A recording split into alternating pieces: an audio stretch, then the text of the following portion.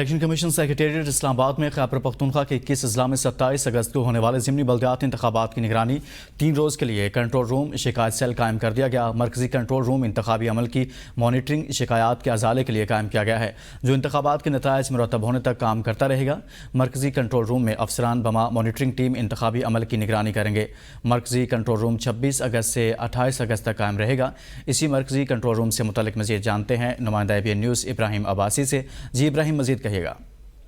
جی بالکل، جو بلدیاتی ضمنی انتخابات ہونے ہیں کہ 21 اضلاع میں خیبر پختونخوا کے، اس حوالے سے جو الیکشن کمیشن آف پاکستان ہے اس نے اپنا کنٹرول روم جو ہے وہ بنا لیا ہے، جو نتائج مرتب ہونے تک جو ہے وہ کام کرتا رہے گا بنا کسی تعطل سے۔ وہ 3 روز جو ہے وہ کام کرے گا۔ کسی عملے کی شکایت یا کسی قسم کی شکایت کے ازالے کے لیے یہ کنٹرول روم قائم کیا گیا ہے، تاکہ جو پولنگ کا عمل ہے وہ بآسانی مکمل کیا جا سکے اور شفاف اور شفاف الیکشن جو ہے وہ بلدیاتی الیکشن ان کا انعقاد مناسب بنایا جا سکے۔ دوسری طرف جو اضلاع شامل ہیں ان کے اندر ہری پور ہے، ایبٹ آباد، مانسہرہ، بٹگرام اور چارسدہ اور مردان وغیرہ یہ اضلاع شامل ہیں۔ اس حوالے سے مختلف نمبر بھی الیکشن کمیشن کی طرف سے جاری کیے گئے ہیں۔ کسی بھی قسم کی اگر شکایت وصول ہوتی ہے تو الیکشن کمیشن اس کے اوپر فوراً ایکشن لے گا۔ جی ٹھیک، بہت شکریہ ابراہیم عباسی، کنٹرول روم سے متعلق بتا رہے تھے۔